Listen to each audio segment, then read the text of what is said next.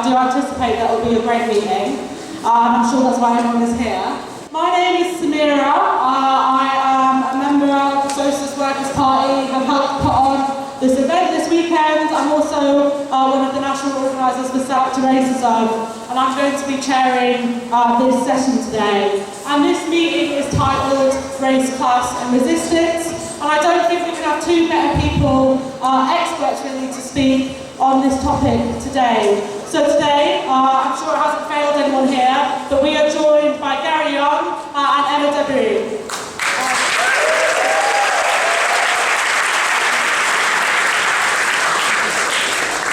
So I'm just going to introduce them both. Gary Younge is the former editor-in-large at The Guardian. He is now a professor in sociology at Manchester University. He's also the author of several books on racism, on identity, on the US.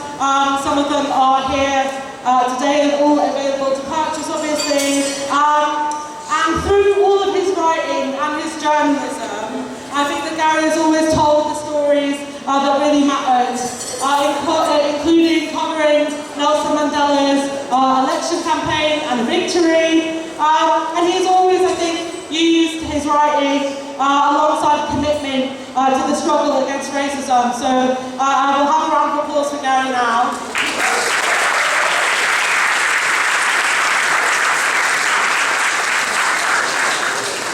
And we are also joined, I'm honoured to say, by Emma Dabiri, who is a best-selling author and broadcaster, has also contributed a lot to The Guardian and other papers.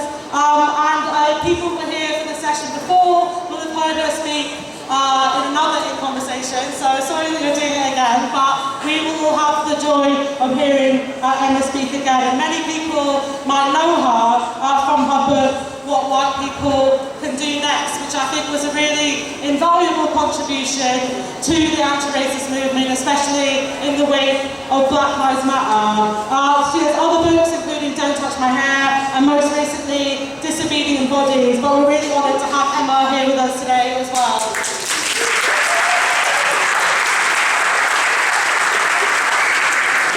Okay, well, I just wanted to start I hope it is clear why it is very important that we're having this meeting in the world that we see today. And I'm not sure what it feels like for everyone here or for the both of you, but it does feel like I think the lines are being drawn sharper than ever before. And I think that we're witnessing some of the kind of biggest assaults on both anti-racism and all of the rights that we have hard for one. And I wanted to start with actually what we're witnessing in the US in this context.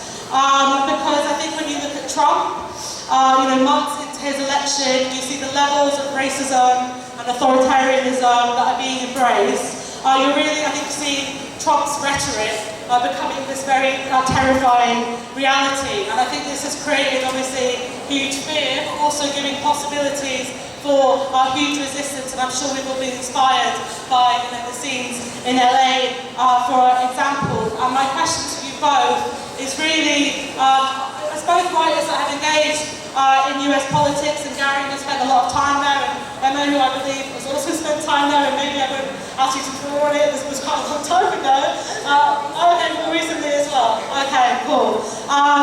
But I just wanted to open up the discussion by asking you both your thoughts on the situation in the US. Would you like to start?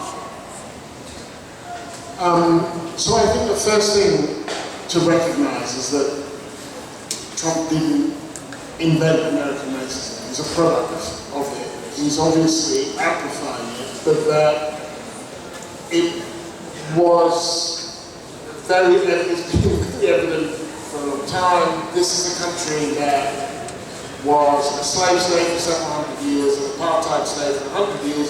It's only been a non-racial democracy for 60 years, so this is new to them, and they are evidently not very good at it. But also, you can see them trying to claw back the gains that were made 60 years ago in the civil rights movement. And what's particularly terrifying to me, is the way that, is actually the way that race is used symbolically. I mean, the key targets of his vicious state repression are actually immigrants and trans people. They're not the most vicious targets of his particular state repression at this moment are black people, but the clearest targets of his rhetoric are. And so black people stand in as an emblem for all that is dissident and probably wrong with the country. But the other thing that has become painfully clear is the degree to which black people's investment in the Democratic Party over the last 6 years has not paid itself back. That we are in this situation in no small part because large numbers of people did not turn up for the last election. And you have to ask yourself, beyond the fact that Trump was in, there was a vote against Trump, but what was there a vote for?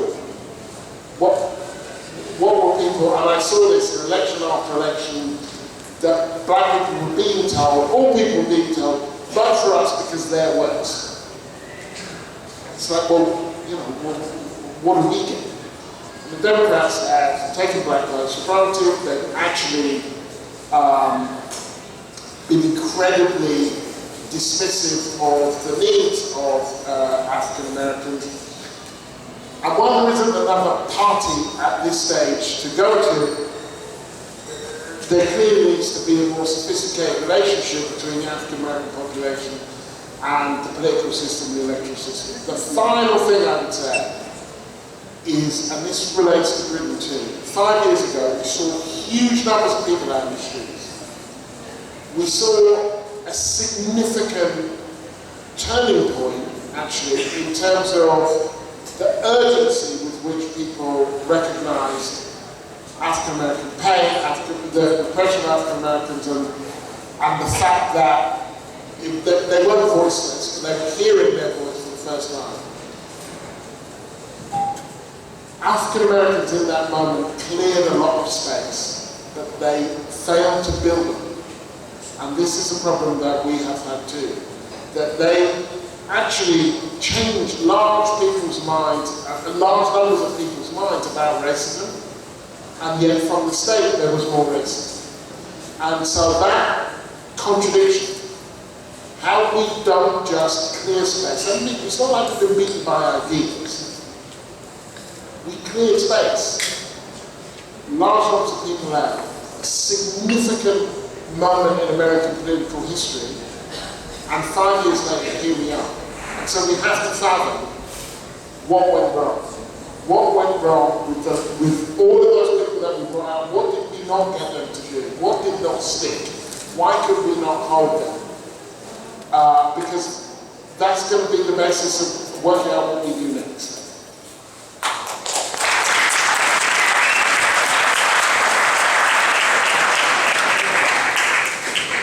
Yeah, so I think the most recent bill that was just signed into legislation in the States, the big, beautiful bill it's being referred to, is going to make the material conditions of working class and impoverished people in the United States dramatically worse. There's going to be serious cuts across the board, as well as a raise in taxes, which will disproportionately affect, obviously not the rich, but those on lower incomes. Lots of the people who will be affected, very destructively by this bill, will have been people who voted for the current administration.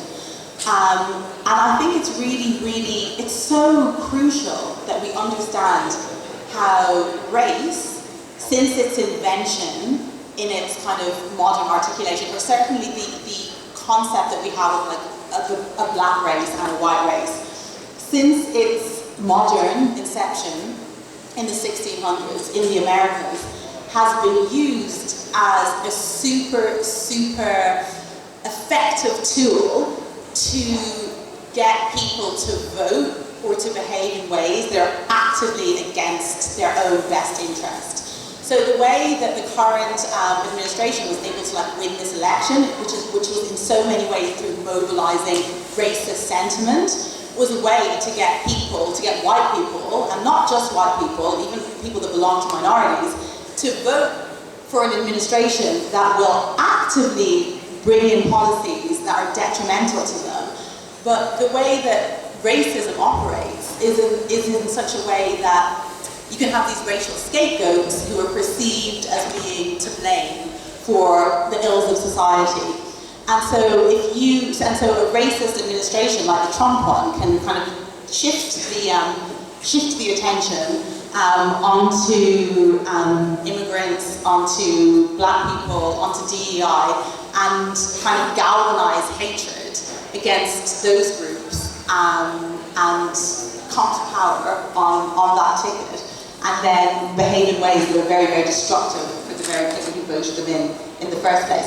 So I think it's really important that we understand the way race and racism is used to mobilize people to act against their own interests. And so we have to have a historical understanding of how and why the racial categories of black and white were invented in the first place.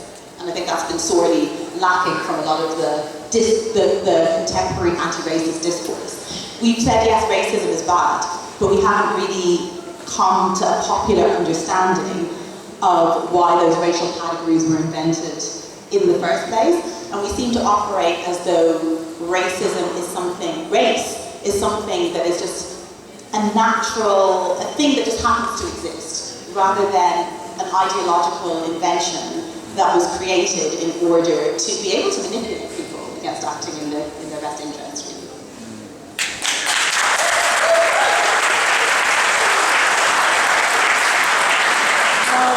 Thank you. Yeah, that was both really interesting, and I think also interesting how you both touched on the points about, I guess, the whole history of how racism was kind of created and developed through the US, and how that's still steeped in society there, and how people like Trump, I guess, can mobilize that for their needs. And I guess a question from that would be about the situation in the US today, and how, I guess, about how much we see this as continuity and how much we see this as change with Trump and what is happening now with, I guess, it feels like, we're rolling back the clock in a lot of ways as well. So I guess do we think this represents a shift or not? And I don't know if you wanted to come in on that. I would say it's continuity. I think, the pendulum swings one way and then swings back in the opposite direction. So while it seems like there's a shift,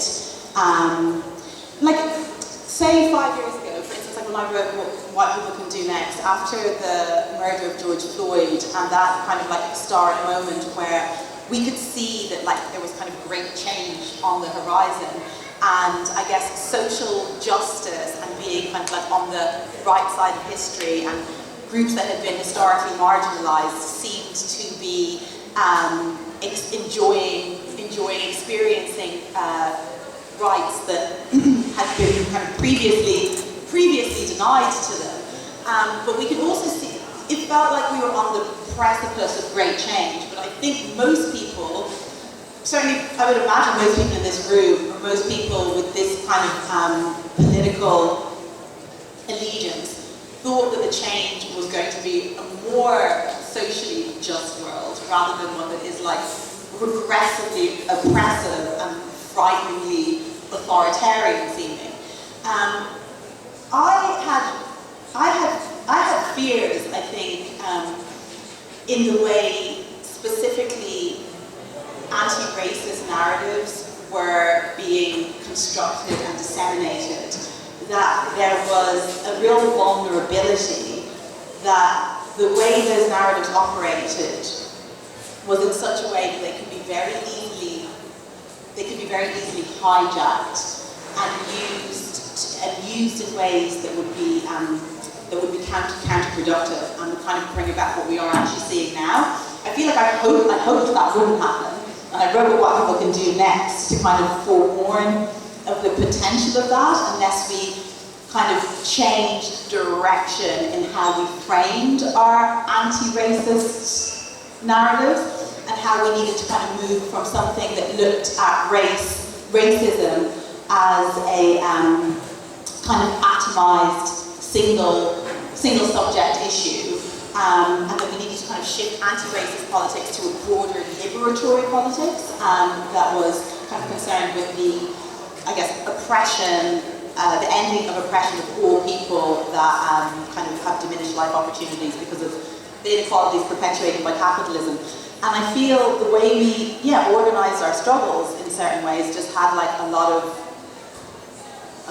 flaws that left a lot of space for bad faith actors and racists and fascists and the right wing and the ruling classes to actually be able to like hijack a lot of things and bring about the situations we currently find ourselves in.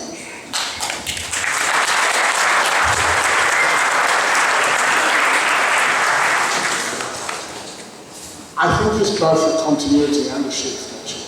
I think that, as I said, he didn't invent American racism as a product of it, and he's amplified it. I think it matters that in the past, people would pay lip service to, not anti-racism, but certainly a certain kind of, there was a certain kind of somewhat liberal consensus that racism wasn't a good thing. That's gone, and it's gone from the highest level, right? So it used to be one or two fringe Republicans. In the past, it would be the Southern Democrats, but that's coming from the White House. And that makes a really big difference because it legitimizes it in a range of ways that makes people's lives unsafe in their everyday life, that racists have license. This is a country where the number of people owning guns has gone down and the number of guns has gone up. So what you have is a significantly well-armed group of mostly white and racist people who are being given license from the man at the top. That, in a sense, is at a certain point, a shift in degrees. It's like if you boil water, you can keep moving it by degrees. At a certain point, it becomes steam, right? So, at a certain point, it becomes something else. But the other thing that I think is really important when we think of what's going on there is to understand it in its international context. That it's not just that it's happening there, it's being reinforced. Fascism, actually, the first version of Trump was Berlusconi, really. So, in terms of them inventing it globally, actually there were a few trial runs. There's Berlusconi, there's been Orban, there's the fascists in Italy. So fascism is now a mainstream ideology in Europe. It's actually in power in some places, and where it's not in power, then, like here, it's actually shaping policy. And then you have the most powerful, most well-armed state in the world actually voting in a version of it. That's different. We weren't there before. Even in 2016, he was something of an outlier. Not anymore. Not anymore. The world is swimming in this blue pool, and more or less most countries are swimming in the same direction. Yeah. No, thank you, both of you. I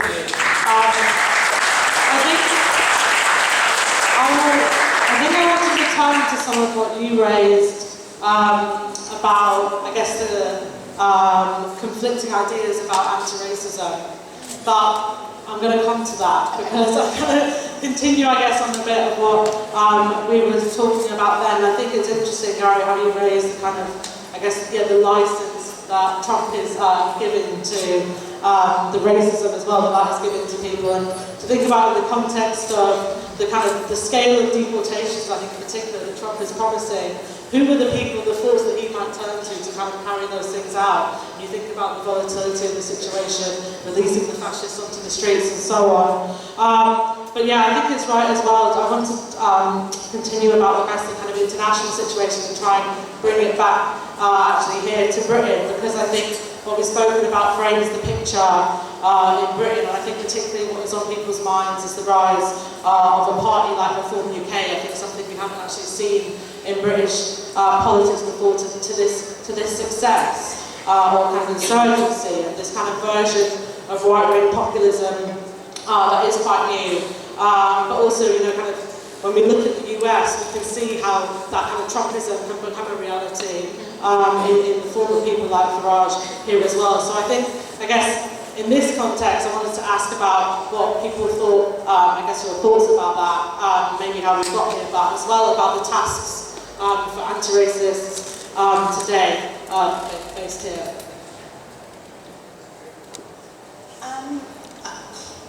I feel like there is clear, like there's so many aggrieved people in the world.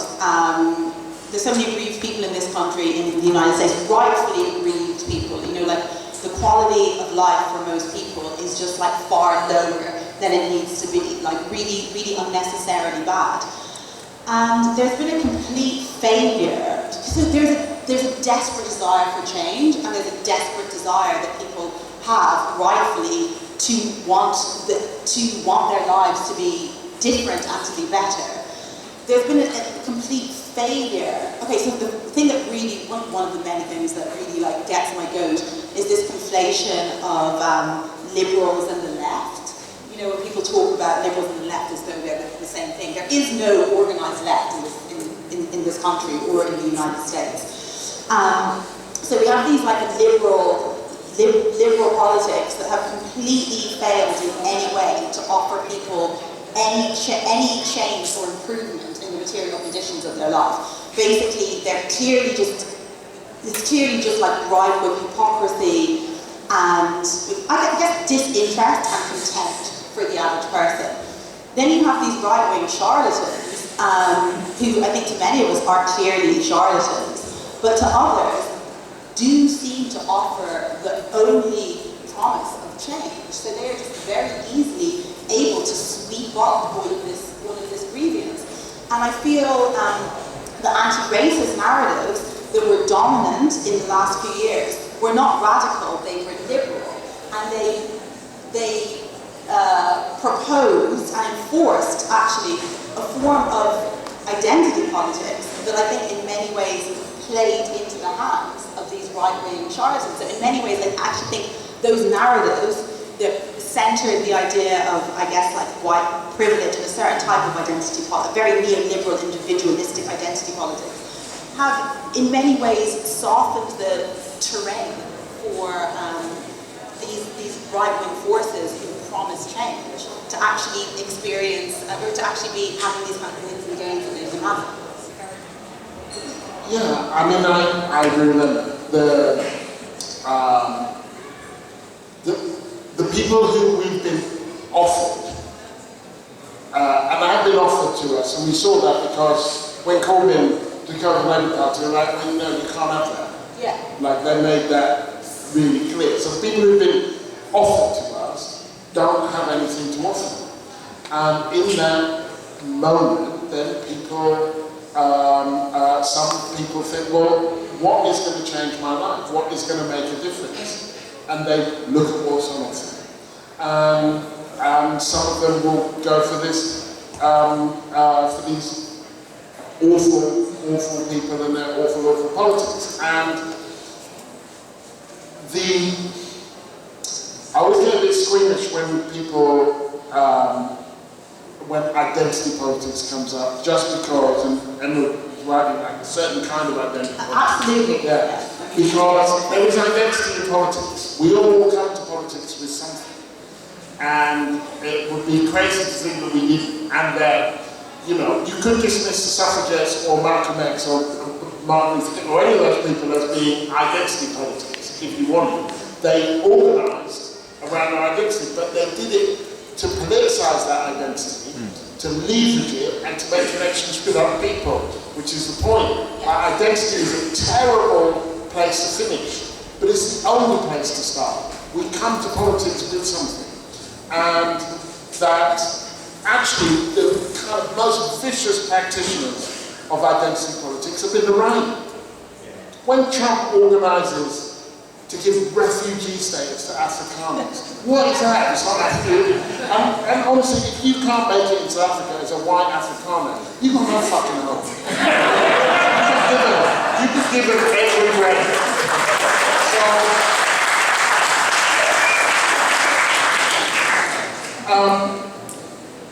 You know, but it was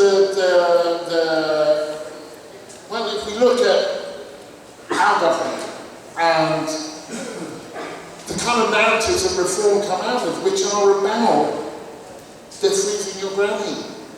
They are not giving you money for your children, they are running down disabled. The only difference is that then they blame asylum seekers and migrants, and that we have not been able, though we've been saying it has not cut through, to say they are not your problem. These fuckers are your problem. Not the ones who come in small boats, but the ones who come in first-class travel.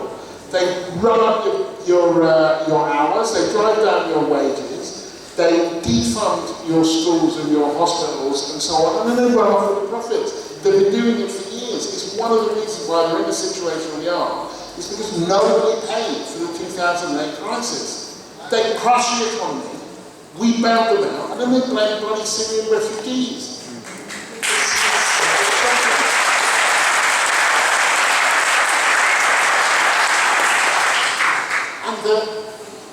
And this speaks to Emma's point about liberals in this moment. That I do think that, broadly speaking, the Labour Party thinks that racism is not a good thing. They just haven't figured out that anti-racism is the antidote to it. And that, you know, that takes some effort. That takes some effort. It's going to take some explaining, it's going to take some arguing, you might lose a few seats. But if you keep chasing reform, they will always be ahead of you. They will always, they've got no shame, they've got no principles apart from wanting to be in power.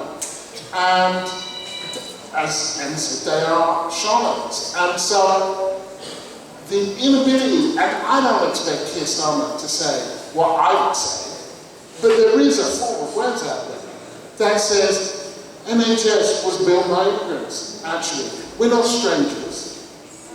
We wipe your asses. We literally wipe your asses.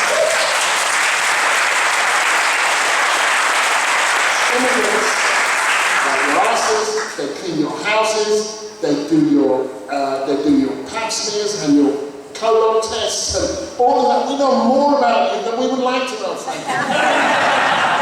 We are not strangers. Good luck on public transport. Good luck in the NHS. Good luck with the bloody football team if we weren't here.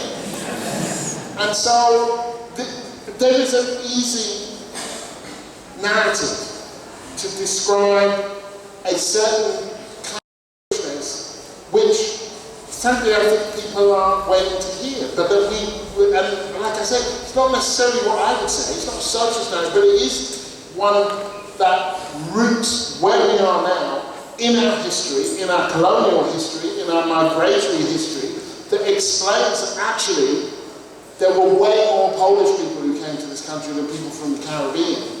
It's just you can't see them anymore.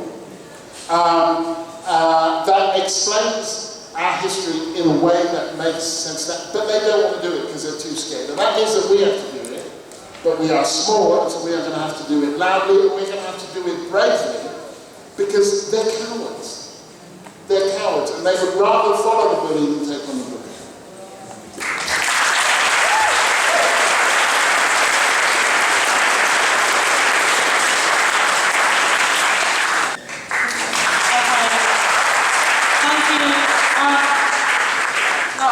Really interesting questions. I think David Lammy and the last Tory party proved that it's not working. but I guess it'll be interesting to think about why as well. Gary?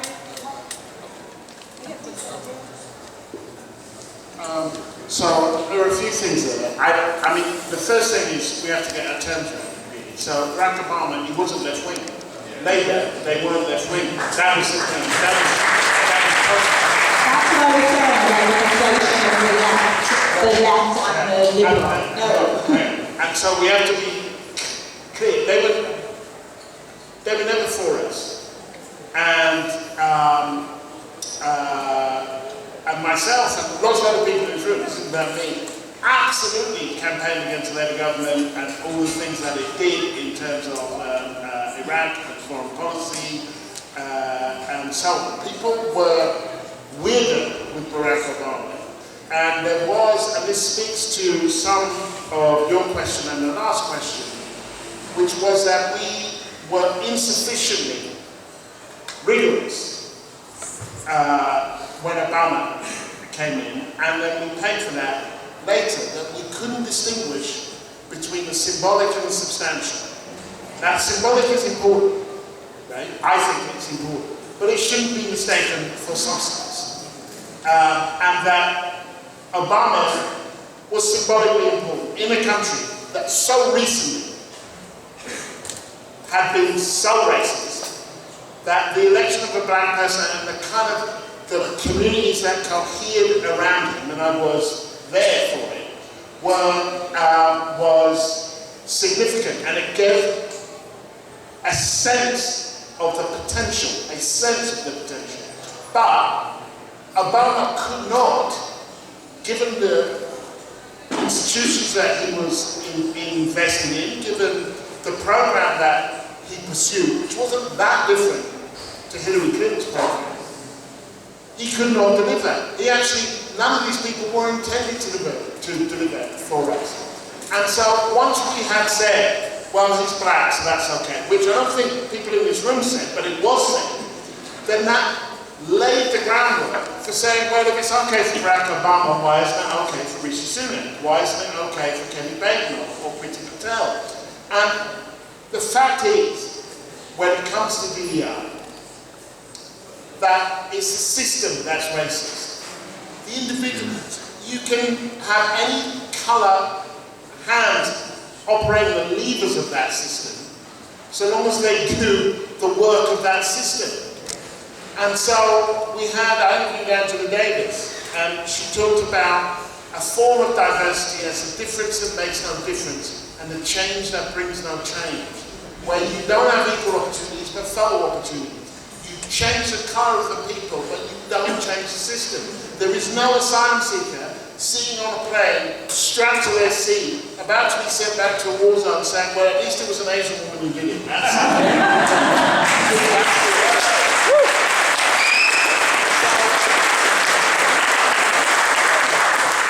what we need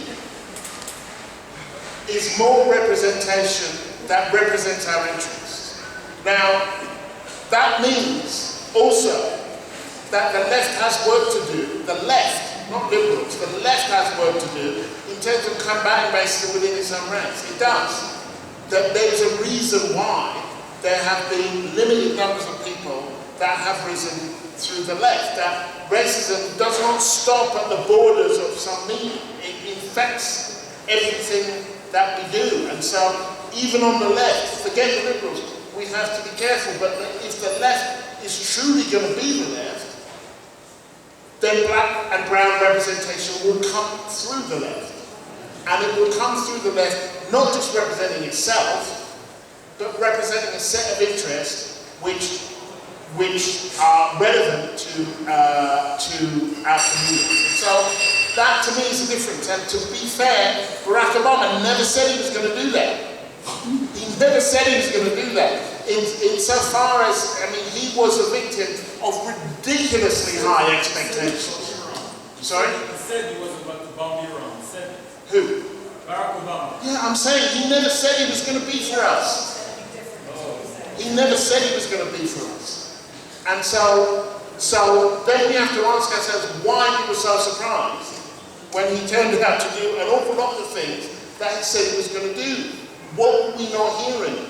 What did we hear wrong, and how can we avoid that again? I've spoken for a while, but the Pan-African question is a good question. Yeah. And in my mind, that's not my politics, Pan-Africanism. I came to anti-Zionism through my rejection of Pan-Africanism, actually.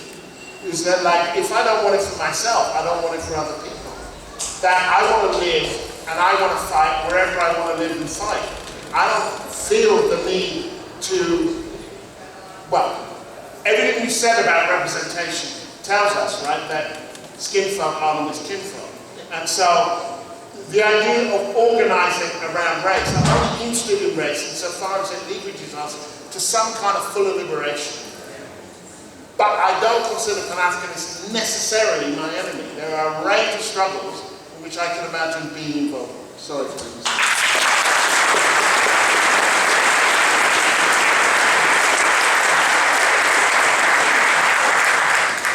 I'll be super short, and I feel like I'm just going to echo much of what's been said, but the type of identity politics that I'm being critical of is one that was obsessed with representation. That seemed to be one of its primary objectives. And so it was very easy within that kind of logic to have these black and brown faces. We've got a representation, but there are actually black and brown faces of authoritarianism, but hey, we're being represented. I came to politics and ideas about liberation and political struggle through my personal experiences of racism.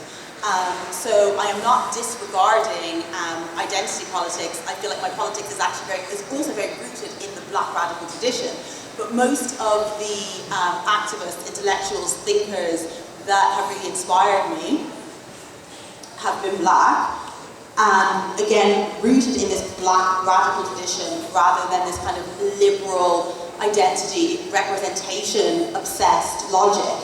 And I think while many of them had black liberation as their primary aim, they realized that that could only ever be achieved, black liberation would only really ever be achieved through the creation of mass movements that were more broader, that were more broadly liberatory, and that would have to be kind of like multi-racial mass movements. It's one of the reasons I talk about the Black Panthers so much, but I'm just so fascinated by the Black Panthers' vision of liberation according to kind of Huey P. Newton and Bobby Seale versus the kind of Stokely Carmichael version, which is, you know, why they split, because theirs was more of a black nationalist one. But the things like the Rainbow Coalition with Fred Hampton, you know, I think they still provide really incredible models for us. I don't think they failed because they didn't fail because they were ineffective. I think they failed because they were so powerful that they were quashed with the full full force of the state. So yeah, I want to ground my critique of identity politics. Like, I just wanted to be clear that it's a particular brand of identity politics that I take exception to. But yes, it's very easy to have black and brown people in positions of power and for them to be fascist.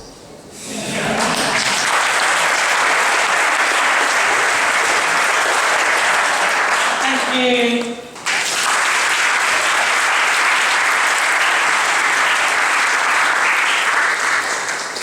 Yeah, to just respond to the last statement on class, one of the things that really frustrated me again about that version of identity politics, like keep coming back to critique, was it was completely, class was completely absent from the analysis. And we had a type of anti-racism that was completely untethered from any analysis of capitalism and class.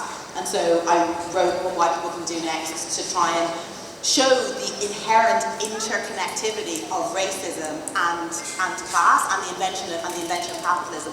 So that's absolutely key. This statement over here, oh my God, like, I was so roused listening to you, and what you were saying is just like so on point. And absolutely, it's like Malcolm X is assassinated when he starts talking about coalitions.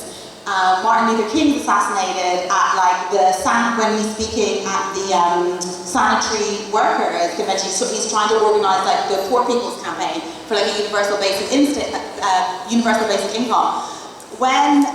Whereas people that are like more kind of black nationalists, black separatists, they they tend to live out their lives, you know, far longer. It's when you start talking about coalition that you really, that is just too threatening to the status quo. But it's also, I also find it interesting because coalition is sometimes like a less compelling narrative. Like when I think about like how angry I was and how much I, at one stage in my life really found it very difficult to trust white people and to be around white people because of the racism that had really characterized the early years of my life. If somebody was coming to me talking about coalition, I would have been like, fuck off. Do you know what I mean? Like it was not appealing. And I understand how it can be so much more rousing to have, to subscribe to a separatist identity politics when you've experienced like really like hardcore racism. So it's also, in some ways, that coalition narrative doesn't have the same kind of a motive force that a more separatist one can have. To come to your point about the right being more organised, I think in some ways they are, but I think in some ways they're actually a chaotic mess as well. But they have more compelling narratives. You know, they have these kind of rousing narratives that get many people like emotive and kind of like turned on. And what you're saying about strategy is so key to come back to the Black Panthers. When you look at lots of Black Panthers, they're very high profile. Lots of them look like models. This is intentional. They actually often chose people who were conventionally attractive to be the face of the movement because they knew that would command column inches and that would actually get attention. And their style, they're very stylized. That again was very intentional. But it's not a case of like style over substance. The style is only in service of the substance, but they're using it to, you know, they're just using whatever they can to get their message spread as far and wide and to be as compelling and seductive as they can be. So yeah, that's my response to it.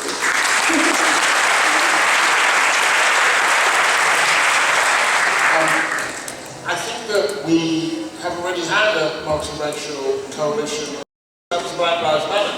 From what I can see, most of the people who are involved in that were white in this country, certainly. And even in America, there were large numbers of white people out in the streets. And there were, bearing in mind the Black Lives demonstrations in Iceland, in Poland, in places where there are very few Black people, then we have to understand that there were large numbers of white people involved in that. And in this country, there kind of long has been. And that we have to leverage that. I think, generally speaking, and it speaks to partly your point, partly the last point, we have to stop thinking about race and class as though they operate separately. It is not possible to understand either in isolation. They only make sense together. And that doesn't necessarily mean they make sense in a way that's good for us. They can make sense in a way that is not good for us. But you can't understand race without class. And yes, we need more class politics and anti-racism. We also need more anti-racism in our class politics too.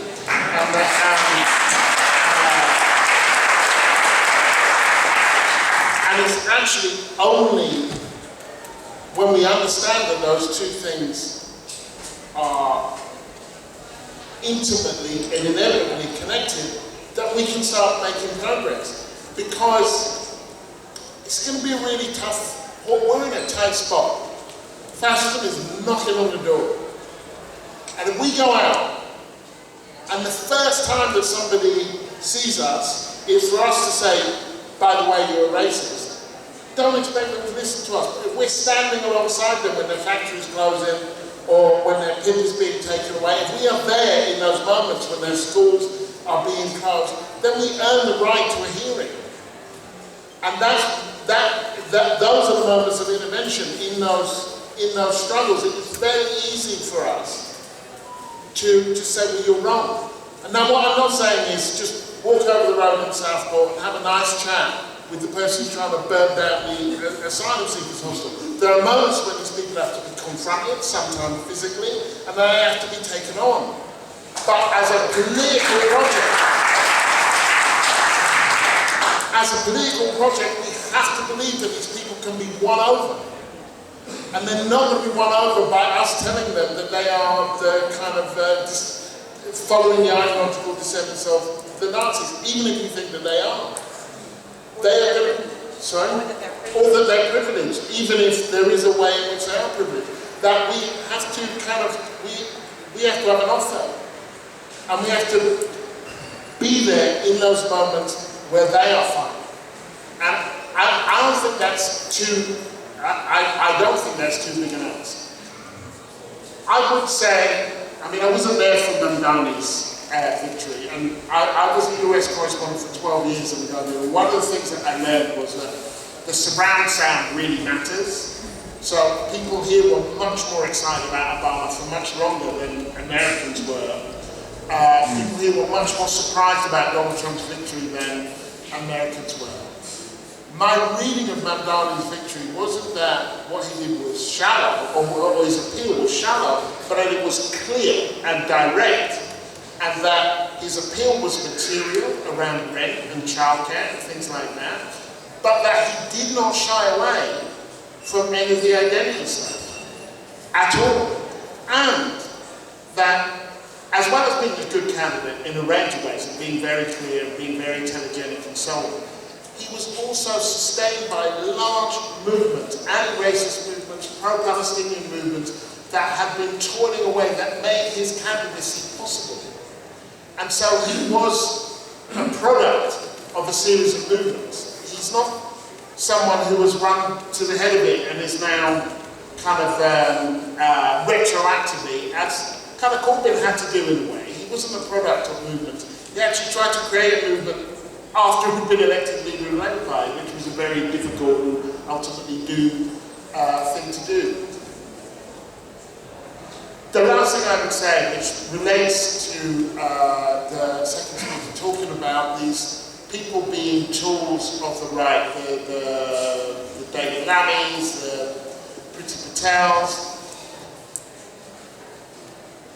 Clearly, the right enjoys the fact that they have people of colour to say the things that maybe they wouldn't say. I also think those people have agency and they have to be held to account for the things that they say.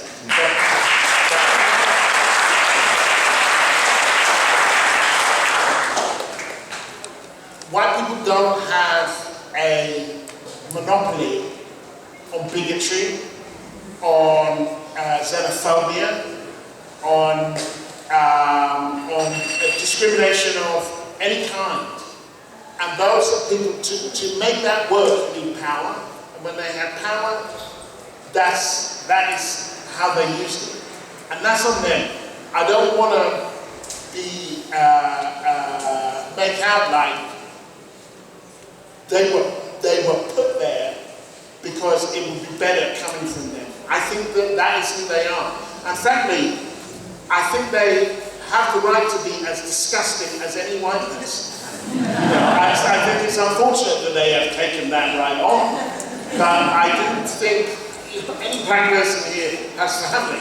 And anybody who's got a black family knows that there are people in your family who you really don't agree with and who say terrible things and will do all sorts of things about immigrants or gay people or so on. We are not immune to any of this stuff. And so I think it is kind of consistent, actually, with a certain kind of politics that can cross racial lines. I think they speak for themselves and that they should be held to account for the things that they say.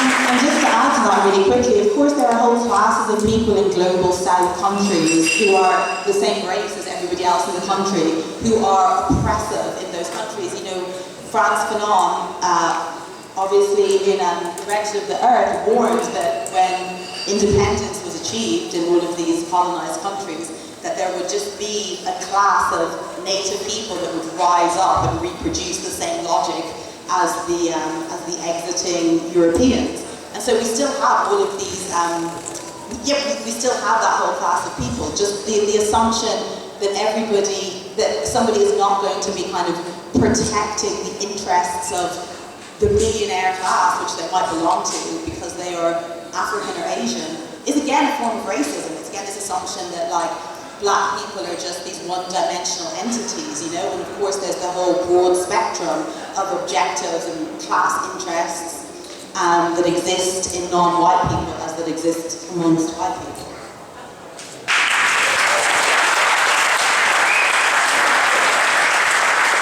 I think that the issue of how we bring people together in this moment, and this speaks a little bit to what I'm going to call the identitarian question, right? Which is, if we retreat into our silos, then we're screwed. Because they will come for us, one by one. I come from the trans people, you know the story. Is that it's pretty clear at this point, well, they're coming for you next, and that you shouldn't feel in any way kind of immune from this. That a range of people who once thought themselves safe are no longer safe. So who's going to be next? Now there's obvious historical markers for this, but we can see it now. Like, do you honestly think that they're going to stop at the trans people? Do you honestly think that they're going to stop at the immigrants or the Muslims? Of course not. And to be honest, they are being so kind of brazen and scattergun about it that it's amazing that one would even have to point it out. And it feels to me, you asked explicitly, well, I think that one of the things that we have to do is work on this through the unions. Right? That it is in struggle that we build community.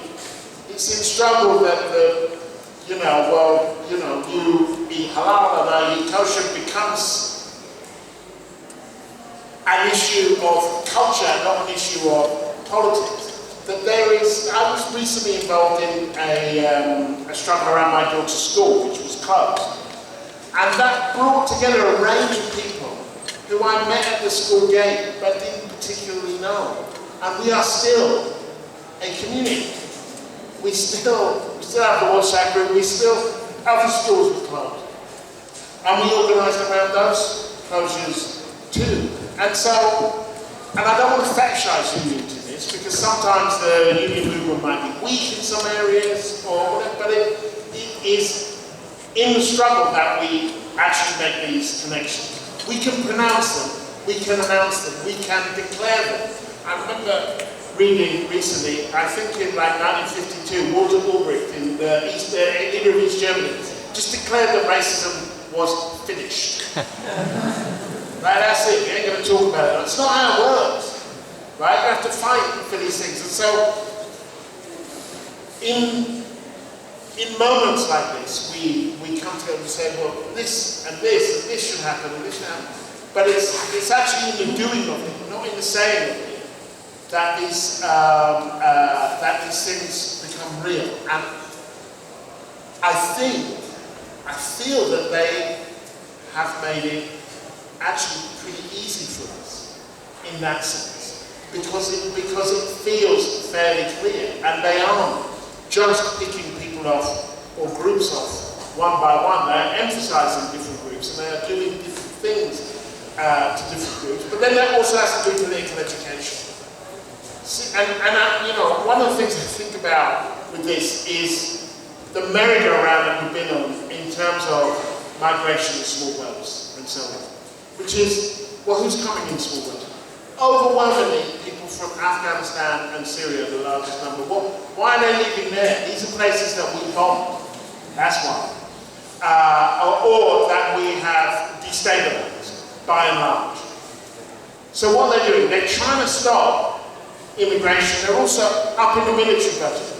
Well, who's that going to be for? Expect people from Yemen to be on those boats. People from Palestine to be on those boats. People in Jordan build up. We made that happen. We made that happen with money that couldn't be going to your school.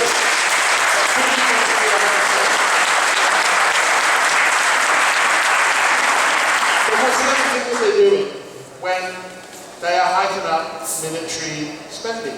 They're cutting aid. Well, what's the other reason why people come? They're not fleeing war. They're fleeing poverty. Now, I've got all sorts of issues with the way that aid is run.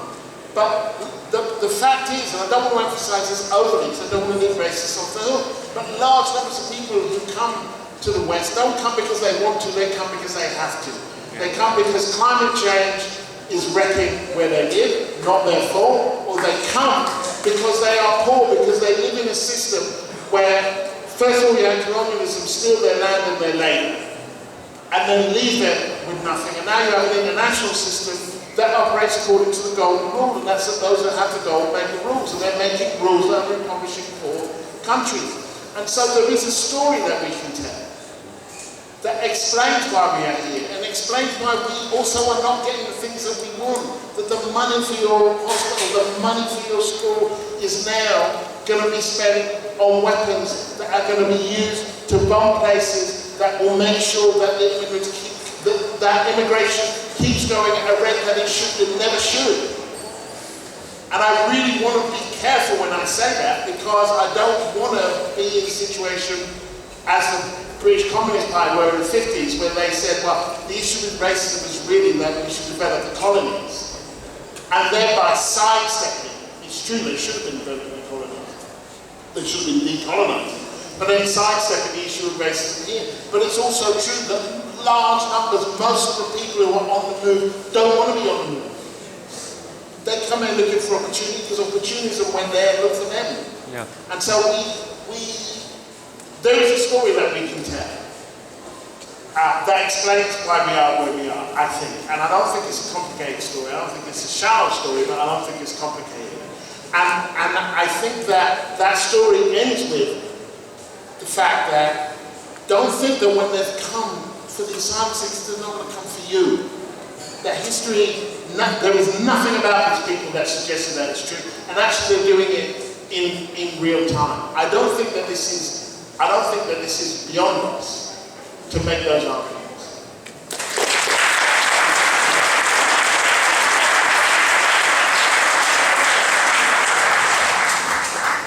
I completely agree, and then would just like to add that another really powerful point of common ground is literally the common ground that we share, the earth that we share, and the way that these, my little friend here, as I'm sure you've noticed, the way that kind of right-wing administrations, their attitude towards global warming and just their complete denial of it, you know, kind of even existing, is definitely something I feel that can be folded into a narrative that could be used to create mass movements and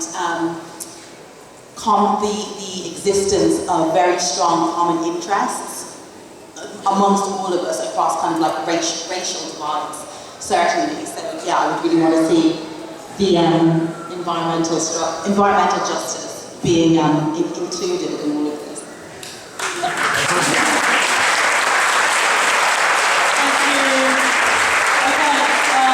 I'm really excited to be invited by our third panellist. What's your name? Thank you. Okay, well, I'm really sorry. I can see a lot of eager hands, but those are going to have to be the last questions, I'm afraid. I am going to invite a final question from myself and just closing remarks. And I want to hopefully end on a positive note and a note that we can take away from this whole session. And I just want to ask, at a time that is so can look so scary and look so like we're going down the road of Europe, you look at the far right, you look at the state of racism, what is it that gives both of you hope? Well, I think that in '63, in August '63, Martin Luther King could have gone to the top of the Lincoln Memorial and he could have said, I have a 10-point plan. And he didn't say that, he had a dream. Right? Now, it was a ludicrous dream if you think about it. Just a few weeks later, 4 girls are murdered while at Sunday school in Birmingham, Alabama. And here he is dreaming of little black boys and little black girls holding hands. He dreams of a world that he cannot see. We have to believe in a world that we cannot see. The suffragettes couldn't see men.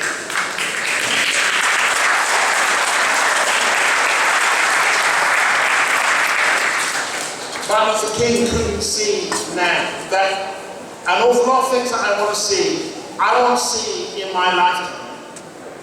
But that doesn't mean that they're worth fighting for. We cannot limit ourselves to the world that we can see.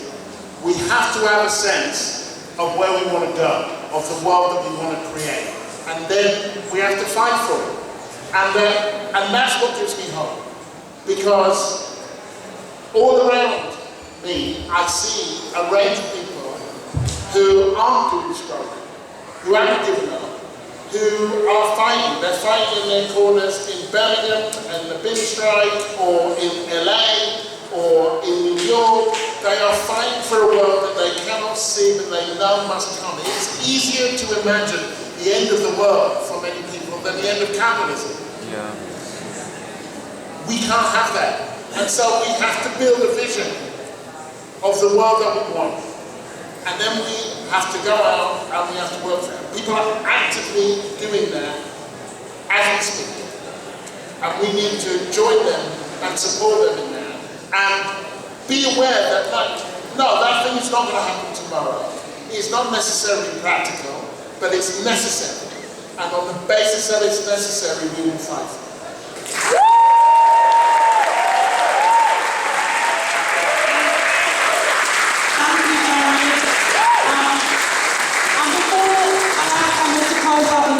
I just want to say two very quick things. First of all, the bar is open, please do stick with us afterwards.